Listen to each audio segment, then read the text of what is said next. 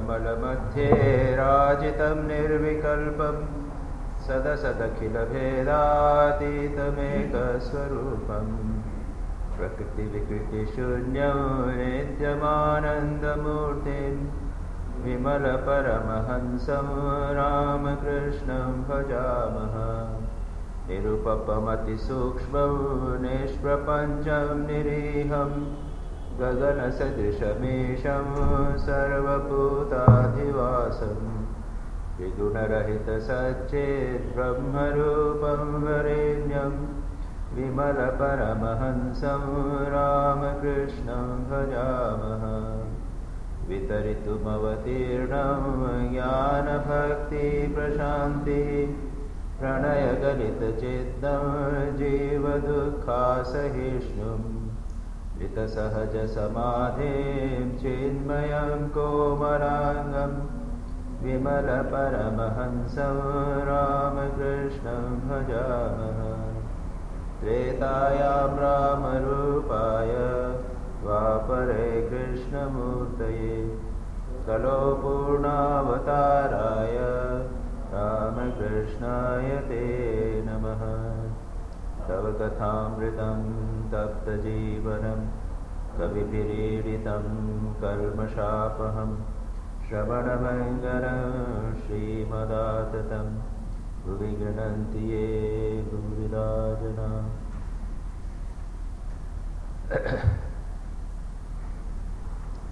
श्री रामकृष्ण वचनामृत परिच्छेद 59, 28 नवंबर 1883 ईस्वी।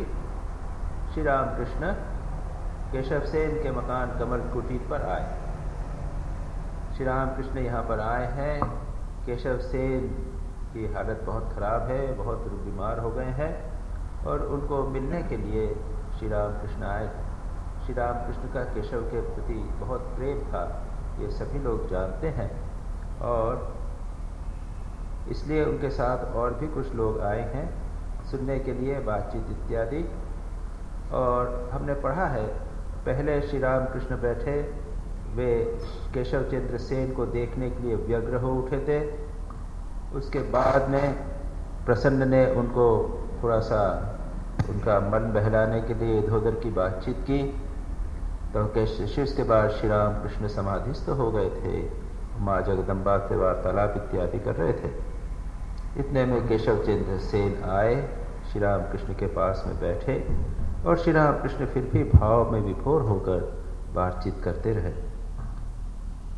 इसके बाद केशव से श्री रामकृष्ण पुनः बातचीत कर रहे हैं। श्री रामकृष्ण प्रकृतिस्थ हो गए और उसके बाद उन्होंने कहा था कि ब्राह्म भक्तों को, इतनी ब्राह्म भक्त जो भगवान के ऐश्वर्य की इतनी चर्चा करते हैं, उसकी क्या आवश्यकता है। 3 प्रकार के भक्त हैं, तामसिक भक्त, राजसिक भक्त और सात्विक भक्त। इस प्रकार और एक चौथी श्रेणी के भक्त हैं जो हैं त्रिगुणातीत भक्त, जो बच्चों के जैसा स्वभाव उनका होता है, ईश्वर का नाम लेना ही उसकी पूजा है। इसके बाद आज हम 5वां सेक्शन पढ़ेंगे।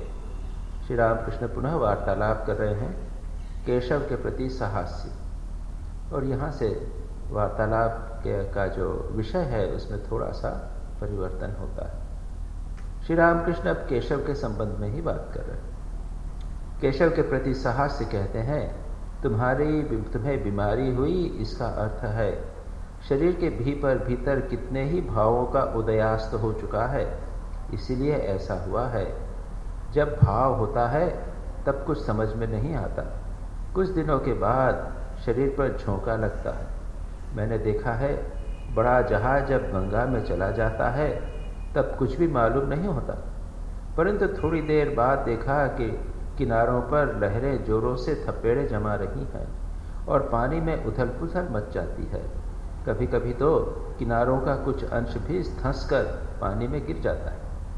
मैं कुछ पोर्शन उसका पढ़ लेता हूँ, फिर इसके बाद अपन विचार करें। किसी कुटिया में घुसकर हाथी ने हाथी उसे हिला डुलाकर तहस नहस कर देता है। भाव रूपी हाथी जब देह रूपी कमरे में घुसता है तो उसे डांवाडोल कर देता है। इससे क्या होता है जानते हो? आग लगने पर कुछ चीज़ों को वह जलाकर खाक कर देती है, एक महाउधम मचा देती है। ज्ञानाग्नि पहले काम क्रोध आदि ऋतुओं को जलाती है, फिर अहं बुद्धि को, इसके बाद एक बहुत बड़ी उथल पुथल मचा देती है। तुम तो सोचते हो कि बस सब मामला तय है, परंतु जब तक रोग की कुछ कसर रहेगी तब तक वे तुम्हें नहीं छोड़ सकते। अगर तुम अस्पताल में नाम लिखाओ तो फिर तुम्हें चले आने का अधिकार नहीं है। जब तक रोग में कोई त्रुटि पाई जाएगी तब तक डॉक्टर साहब तुम्हें आने नहीं देंगे। तुमने नाम क्यों लिखाया? सब हंसते हैं। केशव अस्पताल की बात सुनकर बार बार हंस रहे हैं। हंसी रोक नहीं सकते, रह कर फिर हंस रहे। श्री रामकृष्ण पुनः वार्तालाप करने लगे। श्री रामकृष्ण केशव से कहते हैं, ऋतु कहता था न तो ऐसा भाव देखा है और न ऐसा रोग। उस समय मैं बहुत बीमार था, क्षण क्षण में दस्त होते थे और बहुत अधिक मात्रा में। सिर पर जान पड़ता था, 2 लाख चींटियां काट रही हैं, परंतु ईश्वरीय प्रसंग दिन रात जारी रहता था। नाटागढ़ का राम कविराज देखने के लिए आया। उसने देखा कि मैं बैठा हुआ विचार कर रहा। तब उसने कहा, यह क्या पागल है? क्या यह पागल है? 2 हार लेकर विचार कर रहा है। यहां पर श्री रामकृष्ण संक्षेप में जब उच्च आध्यात्मिक भाव इत्यादि होते हैं तो उसका परिणाम प्रभाव शरीर पर क्या होता है, इसका वर्णन कर रहे हैं। सच पूछा जाए तो आध्यात्मिक जीवन का शरीर पर निश्चित रूप से प्रभाव होता है और उसके लिए शरीर को सबल होना परम आवश्यक है। ये सभी संत महापुरुष कहते हैं। शास्त्रों में कहा है, शरीर माध्यम खलु धर्म साधनम। शरीर जो है धर्म साधन का आद्यम, यानी पहला, सबसे पहला साधन है। शरीर सबल होना पड़ेगा। शरीर को हम अत्यधिक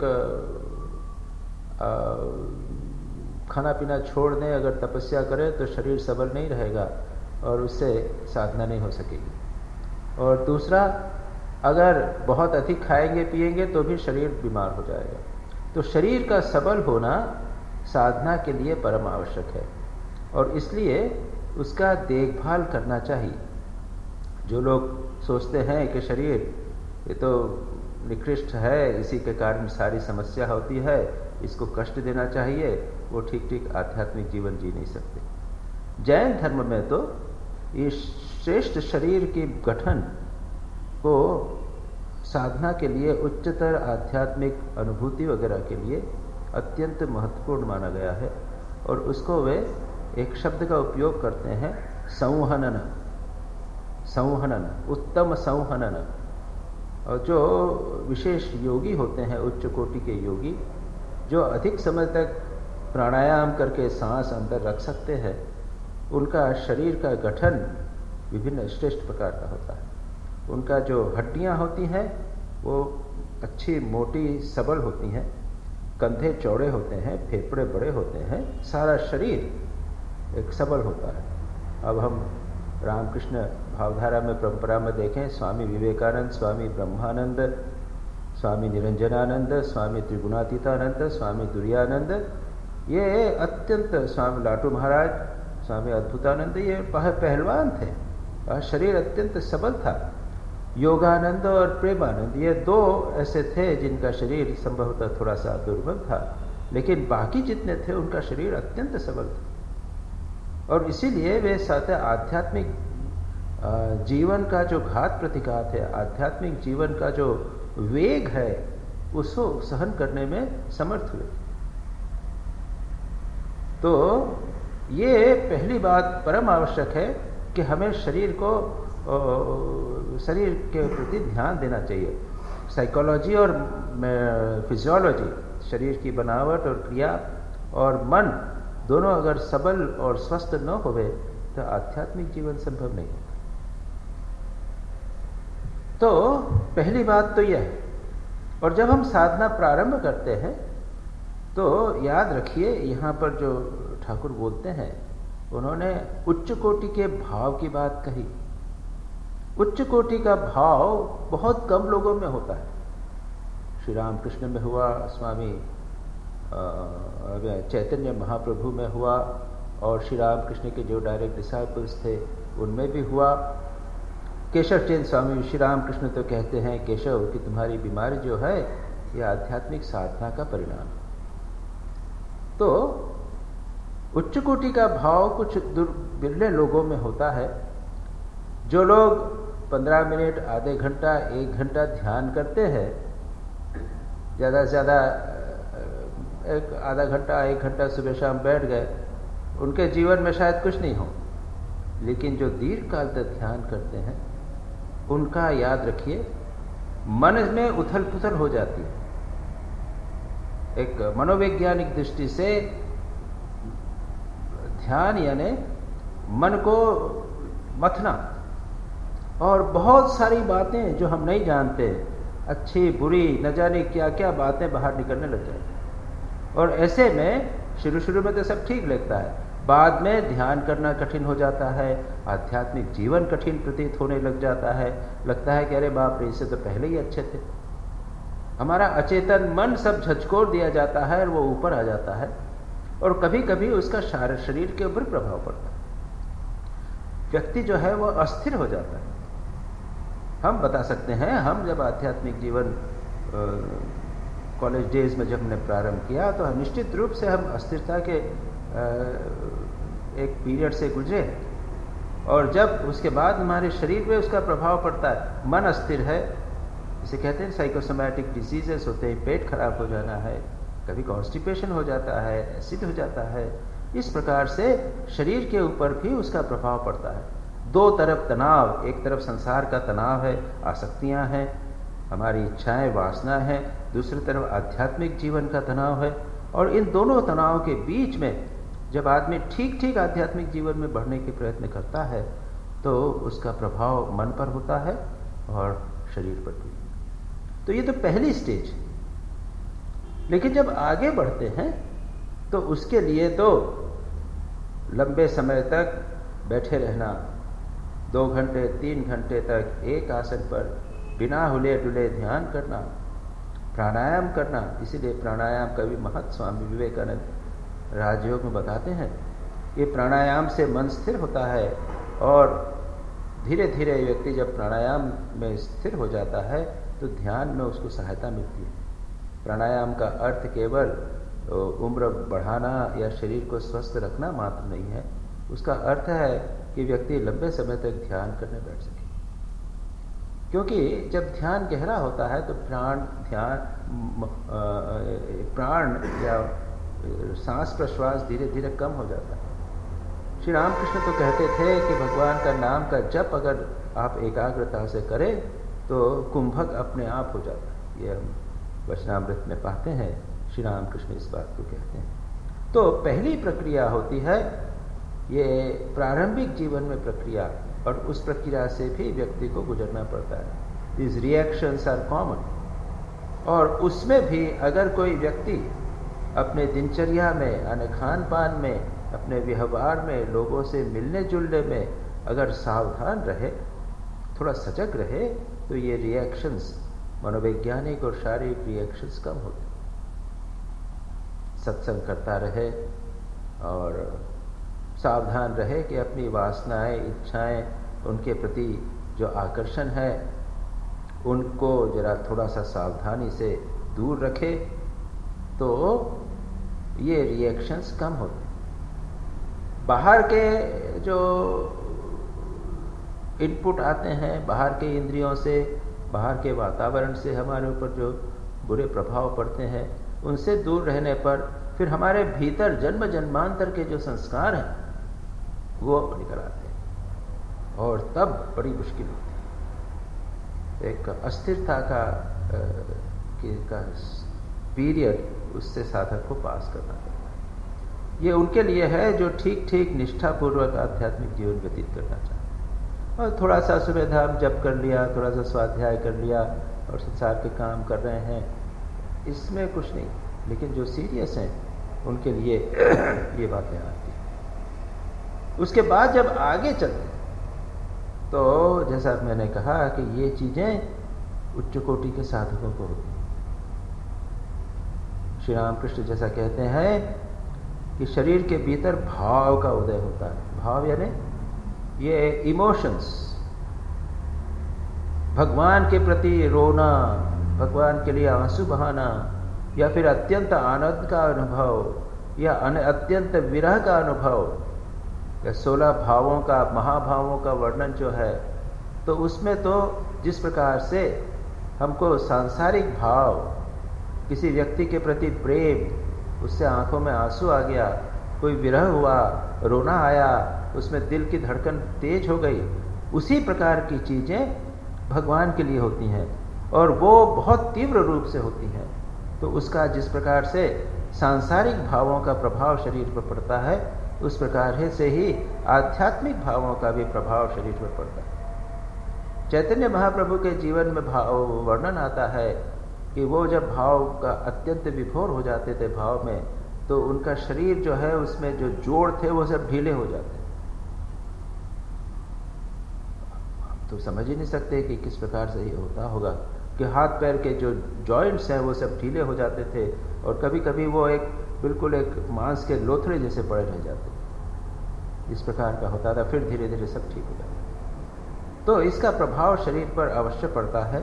और श्री रामकृष्ण यही कहते हैं, मैंने देखा है बड़ा जहाज जब गंगा में चला जाता है तब कुछ भी मालूम नहीं होता, पहले कुछ नहीं मालूम होगा, प्रारंभ में तो लगता है कि सब ठीक ठाक है, भाव हुआ है, लेकिन उसका प्रभाव बाद में शरीर को पड़ता है। और श्री रामकृष्ण अपने संबंध में कहते हैं कि जब वे महाभाव में थे, आध्यात्मिक जीवन का वेग चला गया खूब, तब तो कुछ ध्यान नहीं रहा, लेकिन उसके बाद में शरीर टूट गया। उसके बाद खूब डायरिया हुआ। अरे भाई, खाना ही नहीं खाया बहुत दिनों तक आपने, तो शरीर के ऊपर प्रभाव तो पड़ेगा ही। क्या खाया क्या नहीं खाया उसकी कोई चिंता नहीं, ध्यान ही नहीं, उसका प्रभाव तो शरीर पर पड़ेगा ही। अल्सर होगा, एसिडिटी होगी, डायरिया होगा, क्या होगा। वो शरीर के लिए पोषण तो चाहिए, विटामिन चाहिए इसको बनाए रखने के लिए। अगर खाने पीने का बिल्कुल ही बोध नहीं होगा तो शरीर के ऊपर प्रभाव डेफिनेटली पड़ेगा। तो श्री रामकृष्ण के जीवन में यही हुआ था। वही कहते हैं कि पहले तो मालूम नहीं पड़ता, लेकिन बाद में जब जहाज निकल गया उस समय कुछ मालूम नहीं पड़ा, बाद में लहरें आती हैं और किनारे पर जाकर उसके वेग से किनारे को भी तोड़ देती। दूसरा दृष्टांत श्री रामकृष्ण कहते हैं, कुटिया में अगर हाथी घुस जावे तो क्या परिणाम होगा। भाव रूपी हाथी जब देह रूपी कमरे में घुसता है तो उसे डावाडोल कर देता है, उसे तोड़ के बर्बाद कर देता है। आग लगने पर बहुत सी चीजें जल जाती हैं, याद रखिए। तो क्या कहा, पहले ज्ञानाग्नि काम क्रोध आदि रुपयों को जलाती है। हम तो चाहते हैं ये चीज, जो साधक है वो चाहता है कि काम क्रोध आदि जो है ये भाव से, भगवान के भाव से, प्रेम से नष्ट हो जाए, लेकिन उसके साथ ही साथ दूसरी चीजें भी नष्ट होती हैं। बहुत सारी चीजें नष्ट होती है। हमारे जो सामान्य शरीर के प्रति हमारा आसक्ति है वो नष्ट हो जाती है। संसार के प्रति आकर्षण पूरी तरह नष्ट हो जाता है। जिनको लेकर शरीर रहा वो नष्ट हो जाता है। खाने पीने की सुध नहीं, उसकी इच्छा नहीं। तो जो तीव्र आध्यात्मिक जीवन है उसका परिणाम शरीर पे होता ही, और उसके लिए साधक को बहुत सावधान रहना पड़ता है। श्री रामकृष्ण ने तो, स्वामी विवेकानंद तो यहां तक कहा था, जब उनमें उच्च कोटि का भाव इत्यादि, समाधि इत्यादि हुई थी, तब उन्होंने कहा था, पहले तो एक बार कहा था कि और किसी के हाथ का मत खाना, माँ के हाथ का खाना, और फिर बाद में कहा था कि नहीं, माँ के हाथ का भी मत खाना, खुद खाना बना के खाना। यानी इतनी सावधानी खाने पीने के संबंध में भी सावधान रहना पड़ता है। अत्यंत पवित्र शुद्ध खाना लेना पड़ता है। तो इन द हायर लेवल्स आध्यात्मिक जीवन अत्यंत सटल, अत्यंत सूक्ष्म संघर्ष हो जाता है। प्रारंभ में सब ठीक, हम लोग अभी एडजस्ट करके चलते हैं, लेकिन जब आगे की स्टेज आती है तब खान पान, रहन सहन, कहाँ रहना, किससे बात करना, ये सारी बातें अत्यंत महत्वपूर्ण होती हैं। और तब गहराई में, ध्यान की गहराई में व्यक्ति जा पाता। उसके अलावा जो अभी है वो तो ठीक है, चल रहा है, एक सामान्य साधक जीवन चल रहा है, लेकिन अधिक गहराई में जाने पर लोगों से मिलना जुलना, ठीक लोगों से मिलना है, अधिक बातचीत नहीं करना है, बहुत अधिक बातचीत, बहुत अधिक कर्म, बहुत अधिक खाना पीना, बहुत विश्राम, ये सारी बातें अत्यंत रेगुलेट, बिल्कुल रेगुलेट करके उसको रहना। श्री रामकृष्ण और यही बात कहते हैं। अगर आगे कहते हैं, तुम सोचते हो कि बस सब मामला तय है, परंतु जब तक रोग की कुछ असर रहेगी तब तक वे तुम्हें नहीं छोड़ सकते। और इसका मतलब क्या है? अगर तुम अस्पताल में नाम लिखाओ तो फिर तुम्हें चले जाने का अधिकार नहीं है। अगर आपने आध्यात्मिक जीवन को ठीक ठीक पूरे मन से स्वीकार किया है तो फिर पीछे हटने का कोई प्रश्न नहीं उठता। कुछ लोग होते हैं, प्रारंभ किया, कुछ दिनों तक किया, देखा कठिन है, कुछ रिएक्शन आने लग गए, लगता हमारे लिए नहीं है, और वे पीछे मुड़ जाते हैं, पुनः संसार में जैसे हैं वैसे के वैसे रह जाते हैं। दूसरे लोग उस पहले जो समस्या है, पहली जो रिएक्शंस हैं, पहला जो संघर्ष है समाज के साथ, अपने मन के साथ, खास करके अपने मन के साथ, उसको वो ओवरकम कर लेते हैं और आगे बढ़ जाते हैं। लेकिन आगे चलकर कुछ दिन बाद रुक जाते हैं। जो पहले का वेग है वो समाप्त हो जाता है। स्वामी यतीश्वरानंद जी ने मेडिटेशन एंड स्पिरिचुअल लाइफ जो किताब है, ध्यान और आध्यात्मिक जीवन, उसके अंदर एक चैप्टर है reactions to sadhana, reaction to spiritual practice. उसमें इन चीज़ों को बड़ी अच्छी तरह उन्होंने डील किया है। पहले पहले तो वेग होता है, अच्छी तरह खूब ध्यान करते हैं, लगे रहते हैं, और तब अंदर की इच्छाएं, वासनाएं रतब दबी रहती हैं। लेकिन बाद में जब वेग कम हो जाता है तो अंदर की वासनाएं सब प्रबल हो जाती है, और तब एक स्थिति ऐसी आती है, जो लोग आध्यात्मिक जीवन को स्वीकार कर लिया है, दृष्टांत के लिए अगर रामकृष्ण मिशन में ज्वाइन कर लिया, साधु बन गया, तो पीछे जाने की तो बात नहीं उठती। लेकिन यहाँ आने के बाद में, कुछ दिनों के बाद में एडजस्ट हो गए, बस ढीला ढाला काम चल रहा है, वो वेग नहीं रहता। बुराई भले नहीं करते, बुरा काम नहीं, मन दूसरी तरफ नहीं जाता, लेकिन वो उच्च आध्यात्मिक जीवन की तरफ वेग नहीं। लेकिन यहाँ पर श्री रामकृष्ण कहते हैं कि जो लोग ठीक ठीक आध्यात्मिक जीवन व्यतीत करते हैं, उनके लिए फिर पीछे जाने का उपाय नहीं। उनके लिए पूरा का पूरा, जब तक रोग में त्रुटि रह पाई जाएगी तब तक डॉक्टर तुम्हें आने नहीं देंगे। तुमने नाम क्यों लिखाया?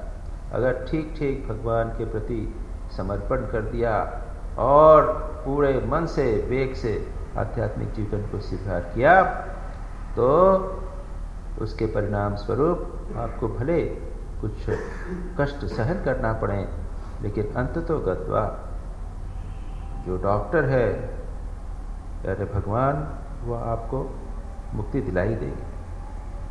उसके बाद श्री रामकृष्ण अपने स्वयं की बात कहते हैं कि मेरे जीवन में क्या हुआ।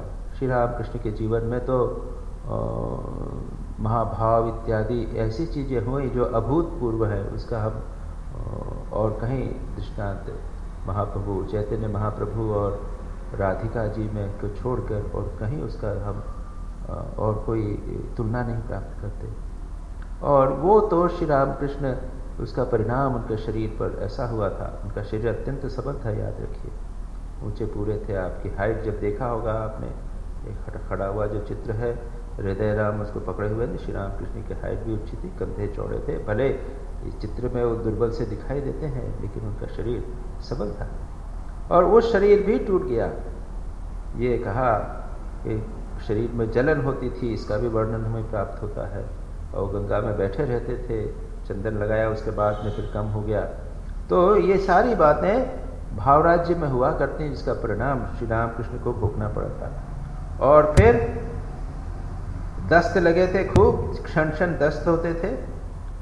और कबीराज ने आकर देखा, ये क्या है, पागल है ना, 2 हाड़ है बिल्कुल, लेकिन विचार चल रहा है। मन जो है वो उच्च कोटि पर, शरीर चाहे कुछ भी हो जाए, लेकिन विचार वेदांत चर्चा चल रही है। इसके बाद श्री रामकृष्ण दूसरे विषय की चर्चा करते हैं। केशव से कहते हैं उनकी इच्छा, माँ सब तुम्हारी इच्छा है, ये तारा तुम इच्छामयी हो, सब तुम्हारी ही इच्छा है। माँ कर्म तुम्हारे हैं, करते भी तुम ही हो, परंतु मनुष्य कहते हैं मैं करता हूँ। सकली तुम्हारी इच्छा इच्छामयी तारा तुम्ही, तुम्हार कर्म तुम्ही करो माँ, लोके बोले करियामी। वह प्रसिद्ध भजन है, वहाँ पर इसी का उल्लेख श्री रामकृष्ण करते हैं। सभी तुम्हारी इच्छा है, सब माँ की इच्छा से हो रहा है। अब वही बात जो पहले की बात है उसी को बताते हैं। सर्दी लगने के उद्देश्य से माली बसरा गुलाब को छांटकर उसकी जड़ खोल देता है। सर्दी लगने से पेड़ अच्छी तरह उगता है, शायद इसीलिए वो तुम्हारी जड़ खोल रही हैं। श्री रामकृष्ण और केशव हंसते हैं। जान पड़ता है अगली बार एक बड़ी घटना होने वाली है। अब इसका क्या अर्थ है, हम अपनी कल्पना ही कर सकते हैं कि इसका क्या अर्थ है। संभवतः श्री रामकृष्ण कहते हैं कि तुम्हारे ऊपर जो इतना विपत्ति, इतना कष्ट आ रहा है, ये संभवतः माँ जगदम्बा तुमको अगले जन्म में, अगली बार का मतलब ये भी हो सकता है अगले जन्म में तुम्हारे और अधिक आध्यात्मिक विकास होगा। जिस प्रकार से गुलाब को कि वो खोद कर उसकी जड़ों को एक्सपोज कर देते हैं, जिससे गुलाब अच्छा होवे, उसके बाद में गुलाब अच्छा फूलता है। उसी प्रकार से लगता तो है कि उसको कितना कष्ट दे रहे हैं, जड़ खोद रहे हैं, लेकिन बाद में गुलाब अच्छा होता है। श्री रामकृष्ण यही कहते हैं कि संभवतः अगली बार यानी अगले जन्म में तुम और अधिक आध्यात्मिक विकास को प्राप्त होगे। जब कभी तुम बीमार पड़ जाते तब मुझे बड़ी घबराहट होती है।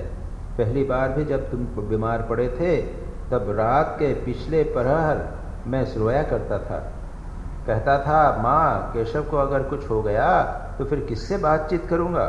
तब कलकत्ता आने पर मैंने सिद्धेश्वरी को नारियल और चीनी चढ़ाई थी। माँ के पास मिनौती मानी थी जिससे बीमारी अच्छी हो जाए।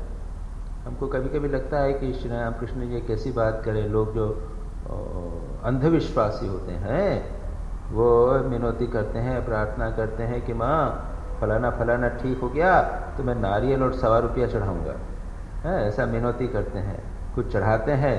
और किसी जिसे कहते हैं ना सकाम भक्ति, भक्ति करते हैं। सिद्धेश्वरी को नारियल और चीनी चढ़ाई थी और प्रार्थना की थी, माँ से मिनौती मानी थी जिससे बीमारी अच्छी हो जाए। नारियल चढ़ाया, चीनी चढ़ाई कि माँ केशव को अच्छा कर दो। अवश्य श्री रामकृष्ण जैसे महापुरुष अगर इसी प्रकार का मन में संकल्प करें तो ये संकल्प अपने आप में सिद्ध होगा। संकल्प श्री रामकृष्ण का संकल्प वो सामान्य संकल्प नहीं है, वो तो भगवत इच्छा के साथ एक हो जाए। श्री रामकृष्ण के मन में इच्छा उठना यानी भगवान के मन में इच्छा उठना, तो वो तो ठीक ही बिल्कुल स्पष्ट रूप से सिद्ध हो जाएगा क्योंकि वे एक ही थे। श्री राम भी मैं बातचीत कर रहा था कहीं पे तो मैंने ये कहा था कि श्री रामकृष्ण का ध्यान करना और भगवान का ध्यान करना उसमें कोई अंतर नहीं है, भेद नहीं। क्यों? क्योंकि जैसे जब हम जिसका ध्यान करते हैं तो उसकी सत्ता प्राप्त करते हैं। अगर हम 5 मिनट भी ठीक ठीक भगवान का ध्यान करें तो याद रखिए 5 मिनट तक हम भगवान हो जाएं। और अगर हम किसी दुष्ट व्यक्ति का ध्यान करें, चिंतन करें, बुराई की दृष्टि से भी क्या वो बहुत खराब है, लेकिन कुछ समय भी 5 मिनट के लिए हम उस दुष्ट व्यक्ति हो जाते हैं। इसीलिए कहा जाता है कि किसी के दोष नहीं देखना चाहिए। जब हमने दोष देखे तो उस समय जब हम दोष की चिंतन कर रहे हैं उस समय दोष हमारे मन में आ गए, हम उस समय वो दोषी हो गए। ठीक उसी प्रकार से अगर हम भगवान का चिंतन करें तो भगवान की सत्ता प्राप्त होती है, हम भगवान हो जाते हैं। और जो व्यक्ति नित्य निरंतर भगवान के साथ लीन है, तो वो और भगवान में अंतर ही क्या हुआ? सच पूछा जाए तो भगवान श्री राम कृष्ण के अंग प्रत्यंग, रोय, अणु, परमाणु, वो सब के सब पूर्ण रूप से परिवर्तित हो गए थे। हम जानते हैं इस चीज को कि वो धातु को छूते थे तो उनको हाथ टेढ़ा हो जाता था, फिजियोलॉजी चेंज हो गई थी। एक मैंने संभवतः आपको यहाँ पर कहा कि नहीं, जैन धर्म में जैन धर्म के जो प्रथम तीर्थंकर हैं ऋषभदेव, उनकी स्तुति में एक स्तोत्र है, बहुत प्रसिद्ध स्तोत्र है, भक्तामर स्तोत्र। और ये भक्तामर स्तोत्र का पाठ असंख्य जैन प्रतिदिन करते। उसमें एक श्लोक आता है, उसमें ये कहा गया है, ये शांत राग रुचि भी परमाणु भी स्वम निर्मापित त्रिभुवनैक ललाम भूत तावंत एव खलु ते प्रणव पृथिव्याम यत्ते समानम अपरम नहीं रूपमस्त। क्या कहा है वहां पर? वहां कहा है कि जिन शांत राग रुचि भी, शांत राग रहित, राग द्वेष रहित, जिसमें राग शांत हो गया है, ऐसे बिल्कुल पवित्र अणुओं के द्वारा आपका शरीर निर्माण हुआ है। परमाणु भी त्वम निर्मापित है, आपका शरीर जिन परमाणुओं, अणुपरमाणुओं के द्वारा निर्मित हुआ है, वे शुद्धतम अणुपरमाणु। और वो कवि की कल्पना है, वे कहते हैं जितने अणुपरमाणुओं से आपका शुद्ध अणुपरमाणु है, उतने सारे अणुपरमाणु से आपका शरीर बन गया, बाकी और बचे ही नहीं।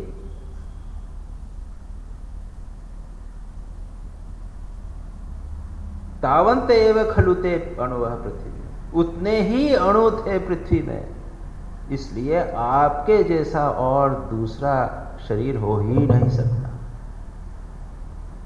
मैं कहना क्या चाह रहा हूं कि श्री रामकृष्ण के शरीर में तो अणुपरमाणु भी बदल गए।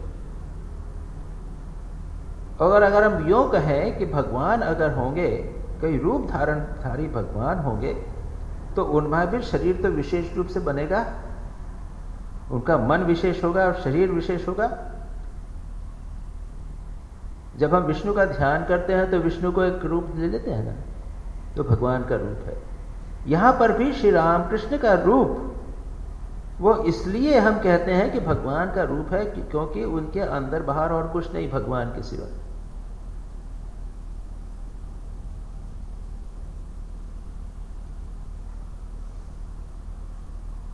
तो ये श्री रामकृष्ण किस संदर्भ में बोल रहा था, अपन चल बात करते करे हम ज्यादा हो गया, अरे डाइवर्शन हो गया। श्री रामकृष्ण जो प्रार्थना कर रहे हैं, मिनौती कर रहे हैं, श्री रामकृष्ण प्रार्थना कर रहे हैं ना, भगवान ही प्रार्थना, उसमें और श्री रामकृष्ण और भगवान में कोई अंतर नहीं। और इसलिए जब उन्होंने कहा कि मैंने मां से मिनौती की थी, तो वो तो सिद्ध होनी ही थी, क्योंकि भगवान की इच्छा। केशव पर श्री रामकृष्ण के इस अकृत्रिम स्नेह और उनके लिए उनकी व्याकुलता की बात को लोग अवाक होकर सुन रहे हैं। श्री रामकृष्ण का केशव के प्रति प्रेम, उनके लिए व्याकुल होना, जब पहले बीमार हुए थे वो। लेकिन श्री रामकृष्ण आगे कहते हैं, परंतु इस बार उतना नहीं हुआ। अब यहां से हम देखेंगे अंत तक की बात। इस बार श्री रामकृष्ण जानते हैं कि केशव इस बार बचने वाले नहीं। उनके मन में विचार ही नहीं उठा कि मां से मनौती करें कि मां केशव ठीक हो जाए इत्यादि। परंतु इस बार उतना नहीं हुआ। मैं सच कहूंगा, 2-3 बार थोड़ा सा कलोजा मसोसा, बस मसोसा करता था थोड़ा बहुत, अरे केशव बीमार हो गया, थोड़ा सा हुआ, बस, इससे अधिक कुछ नहीं हुआ। और उसके बाद में इसी बात को हम आगे देखेंगे। श्री राम कृष्ण के मन में केशव को स्वस्थ करने की इच्छा इस बार नहीं हुई। कई बार महापुरुष इस प्रकार की बात कहते हैं जिसके पीछे भाव रहता है। मैं दृष्टांत देता हूँ। मैं यतीश्वरानंद जी मेरे गुरु थे, बेंगलोर में रहा करते थे। मैं एक बार बेंगलोर गया, हैदराबाद गया, तब वे वहाँ आए थे, इससे मुलाकात हुई, 7 दिन वहाँ रहे। फिर मैंने कहा कि महाराज अब मेरी एग्जामिनेशन है, उसके बाद छुट्टियों में मैं बेंगलोर आऊँगा, लेकिन डू कम, आओ, जरूर आओ। तो मैं सोमनाथ से कहा, सोमनाथ के अटेंडेंट थे, स्वामी जी थे, सोमनाथ उस दिन हॉस्टल खाली रहेगा क्या? वहाँ पे हम लोग जाते थे तो कहीं गेस्ट हाउस नहीं, हॉस्टल बॉयज़ जैसा हमारा बॉयज़ जो हॉस्टल है उसमें बॉय हॉस्टल था, खाली रहता था कि हाँ उसमें कमरे में ठहर जाएंगे, रह जाएंगे वहाँ पे। उस समय तो गर्मी की छुट्टियाँ रहेगी। गर्मियों की छुट्टी में गए, वहाँ रहे, तो लौटने लगे थे महाराज। फिर एक बार हम लोग आए, मैं अपने वर्कर की छुट्टी लेके हम दशहरे की छुट्टी में, दशहरे दिवाली की छुट्टी में आएंगे। तो फिर सोमनाथ से पूछा तो कि हाँ महाराज जो छुट्टी हो जाती है कमरे खाली रहेंगे, रह जाएंगे। Even if there is no place you will live under the trees, but come. तीसरी बार जब आखिरी का मैंने कहा महाराज नेक्स्ट ईयर फिर मैं आना चाहता हूँ। कहा all is the will of God, ये नहीं कहा कि आओ, it all depends upon the will of God, नहीं कहा कि आओ। और उसके बाद मेरा दर्शन नहीं हुआ। मुझे भी लगा कि इस बार मैंने जो कहा है उसका अनुमोदन नहीं किया। यहां पर भी श्री रामकृष्ण के मन में वो बात नहीं उठी। ये मन में बात नहीं उठ रही है कि केशव को के लिए प्रार्थना मां से कहें। इसके आगे की बात जब हम पढ़ेंगे तो बात और भी स्पष्ट हो जाएगी।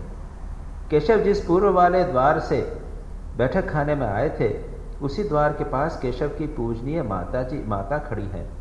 वहीं से उमानाथ ऊंचे स्वर में श्री रामकृष्ण से कह रहे हैं, माँ आपको प्रणाम कर रही हैं। श्री रामकृष्ण हंसने लगे। उमानाथ कहते हैं, माँ कह रही हैं ऐसा आशीर्वाद दीजिए जिससे केशव की बीमारी अच्छी हो जाए। कि श्री रामकृष्ण क्या जवाब देते हैं? श्री रामकृष्ण ने कहा, माँ आनंदमयी को पुकारो, दुख वही दूर कर सकती हैं। श्री रामकृष्ण ने नहीं कहा कि माँ भगवान की कृपा से ठीक हो जाएंगे, ये नहीं। उन्होंने कहा माँ आनंदमयी को पुकारो, वही दुख दूर कर सकती हैं। और फिर श्री रामकृष्ण केशव से धीरे से बोलते हैं। श्री रामकृष्ण केशव से कहने लगे, घर के भीतर इतना न रहो, पुत्र कन्याओं के बीच में रहने से और डूबोगे, ईश्वरीय चर्चा होने पर और अच्छे रहोगे। इस वृद्धावस्था में मृत्यु के पार निकट उच्च कोटि के साधक को भी श्री रामकृष्ण सावधान कर रहे हैं। श्री रामकृष्ण सावधान कर रहे हैं कि कैसे कहाँ पर रहना है। सावधान रहो, संसार में सब तरफ संसार की बातें हो रही हैं, ऐसे में नहीं चलेगा। इसलिए श्री रामकृष्ण कहते हैं कि ईश्वर से चर्चा करते रहो तो अच्छे रहोगे। पितृकन्याओं के बीच में अधिक रहोगे तो वो संसारी चर्चा, विषय आसक्ति बनी रहती है, संसार की आसक्ति सदा बनी रहती है। श्री रामकृष्ण कहते हैं काजल की कोठरी में रहोगे तो कालिक तो लगेगी ही। इसलिए केशव चंद्र सेन को भी श्री रामकृष्ण सावधान कर रहे हैं।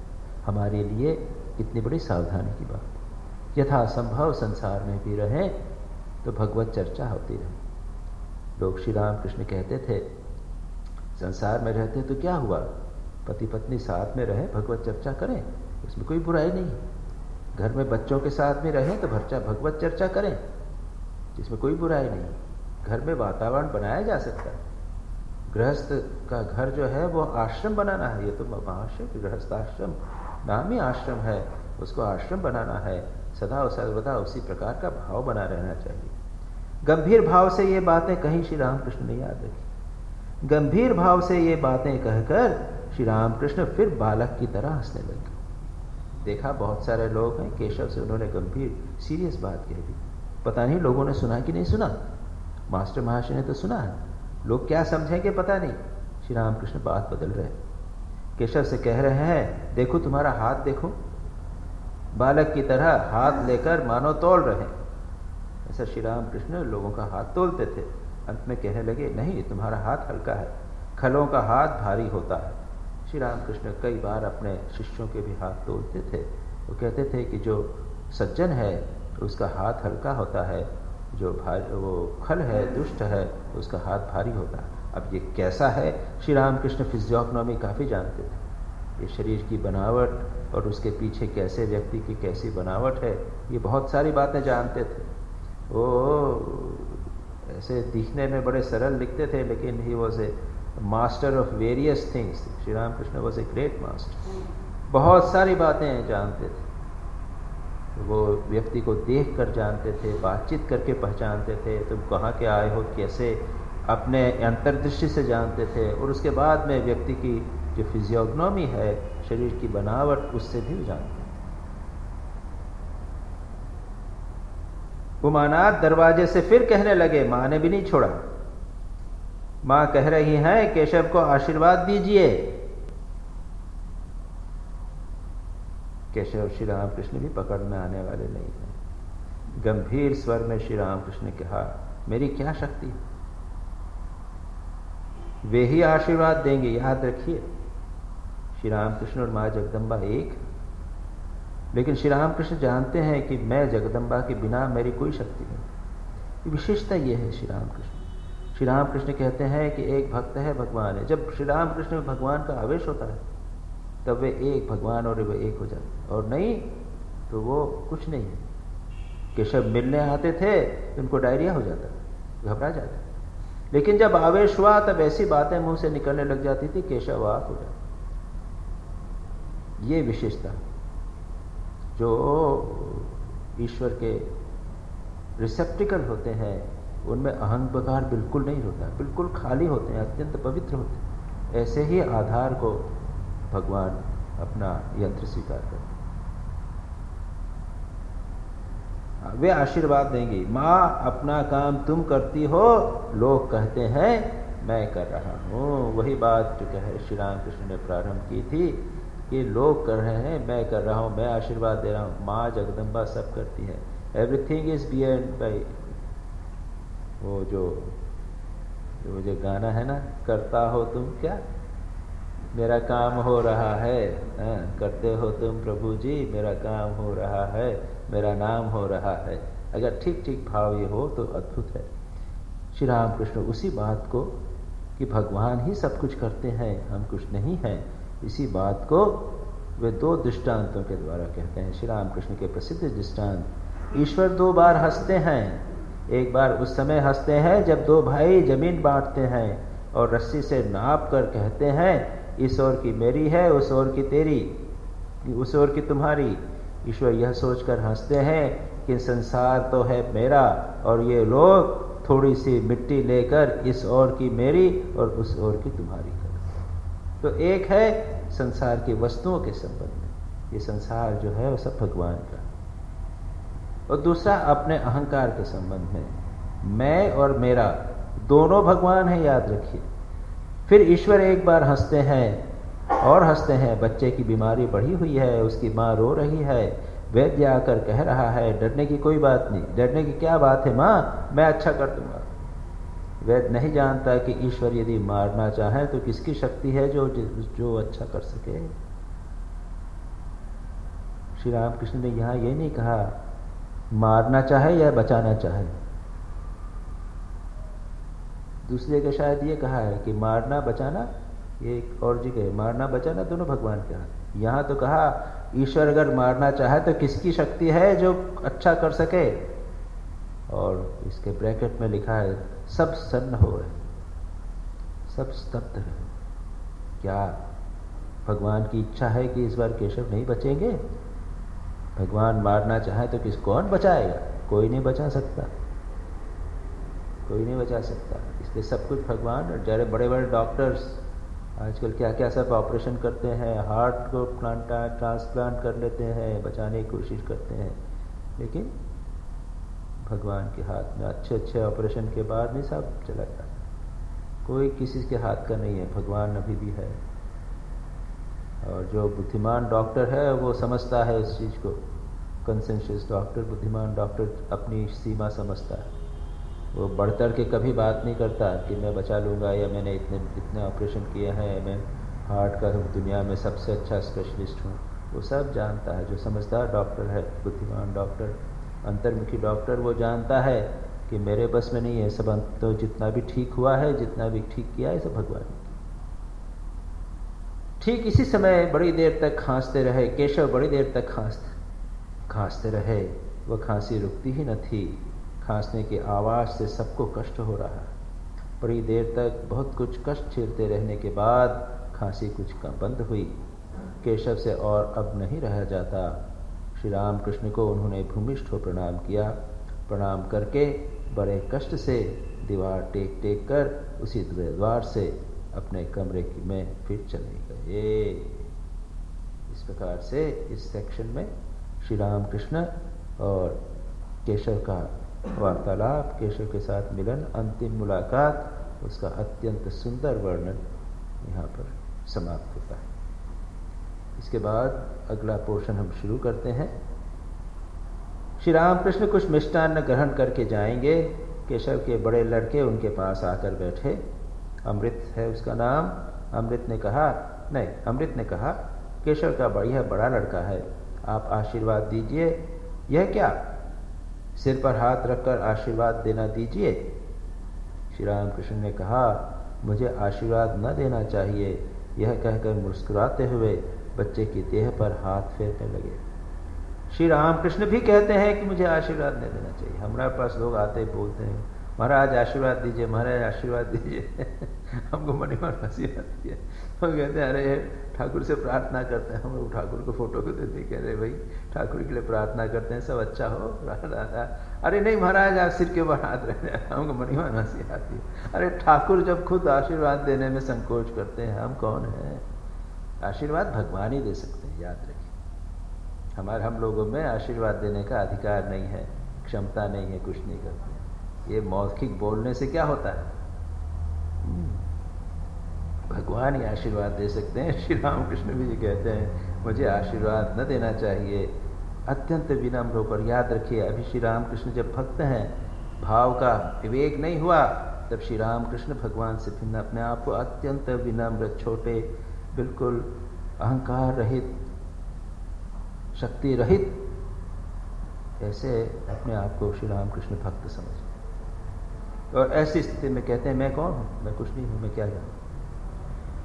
बहुत अच्छी, बहुत सूक्ष्म बात है जिसके ऊपर मैं एक दो बार चर्चा कर चुका हूं। अहंकार का जब पूरी तरह नाश हो जाता है तब भगवान आकर हमारे भीतर निवास करते हैं। श्री रामकृष्ण स्वयं कहते हैं कि जब कोई आदमी आकर कहे कि कुछ सामान चाहिए, तो श्री राम को तो मालिक कहता है कि जाओ पीछे वो स्टोर कीपर बैठा है, उससे ले लो। जब स्टोर कीपर बैठा रहता है तब तक मालिक नहीं उठता है, लेकिन जब स्टोर कीपर नहीं होगा तो मालिक खुद उठकर चला जाता है। ये स्टोर कीपर है अहंकार। जब तक अहंकार है तब तक भगवान कहते हैं वो रहने दो ना, उसको काम करने दो। छोटा जरा सा भी अहंकार जब तक है तब तक काम करने दो। लेकिन जिस व्यक्ति में अहंकार पूरी तरह नाश हो जाता है, तब भगवान कहता है यहाँ तो कोई नहीं है, इसका दुकान जो है, इसका हाउस जो है बिल्कुल खाली है, इसमें कोई रहने वाला नहीं है, तो वहाँ जाके हम बैठे आराम करें। भगवान ऐसे व्यक्ति के शरीर और मन को अपना डेरा बनाता है। श्री रामकृष्ण का ऐसा ही था। बच्चे की देह पर हाथ फेरने लगे। अमृत हंसते हुए कहते हैं, अच्छा तो देह पर हाथ फेरिए। सब हंसने लगे। श्री रामकृष्ण अमृत आदि ब्राह्म भक्तों से केशव की बातचीत करने लगे। श्री रामकृष्ण अमृत आदि से कहते हैं, बीमारी अच्छी हो यह सब बातें मैं नहीं कह सकता, यह शक्ति मैं माँ से चाहता भी नहीं। मैं माँ से यही कहता हूँ, माँ मुझे शुद्धा भक्ति दो। ये किसी को ठीक कर देना, ये शक्तियाँ हैं, जैसे कहते हैं कुछ शक्तियाँ होती हैं हम लोगों को कई बार फेस करना पड़ता है। लोग जानते नहीं, इस ट्रेन में गए, स्वामी जी, अच्छा स्वामी जी नमस्ते स्वामी जी, अच्छा अब हाथ देख सकते हैं हम लोग, अच्छा हम भविष्य बता सकते हैं, बस ये सब कुछ ये बातें बड़ा मुश्किल पड़ जाते हैं। फिर क्या पंडित जी हुए, आपको जो हाथ नहीं देख सकते, कुछ सिद्धि विद्धि नहीं, तो फिर पंडित जी क्या हुआ? तो वो पंडित जी और साधु उसमें कुछ अंतर भी नहीं है। यहाँ तो श्री रामकृष्ण भी कहते हैं कि केवल शुद्धा भक्ति, केवल शुद्धा भक्ति, कोई चमत्कार नहीं, कोई चमत्कार नहीं, प्योर शुद्धा भक्ति श्री रामकृष्ण। जैसे श्री रामकृष्ण के जीवन में सिद्धियां थी, चमत्कार हुए श्री रामकृष्ण के, लेकिन उसका बिल्कुल रामकृष्ण भावधारा में कोई महत्व नहीं।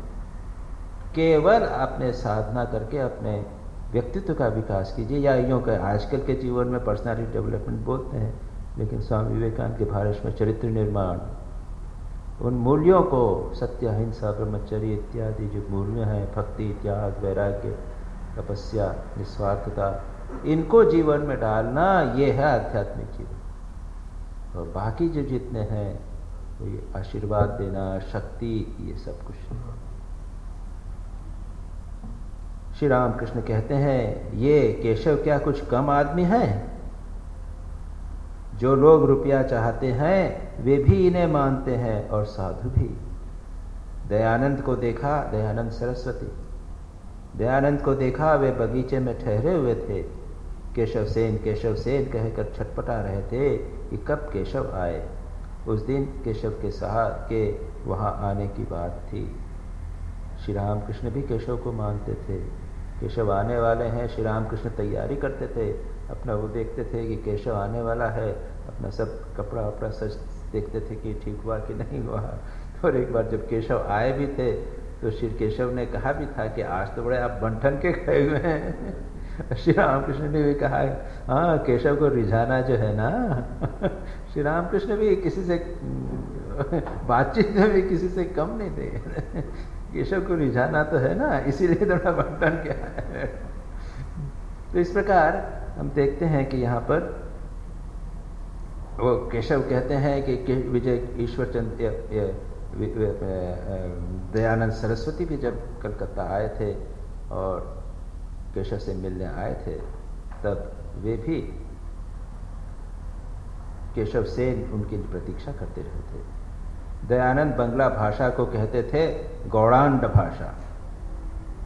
ये केशव शायद होम और देवता नहीं मानते थे, इसीलिए वे कहते थे ईश्वर ने इतनी चीज़ों को तैयार की और देवता नहीं तर्क तैयार कर सके, इत्यादि बातें श्री रामकृष्ण कहते हैं। इसके आगे की चर्चा हम अगली बार करेंगे।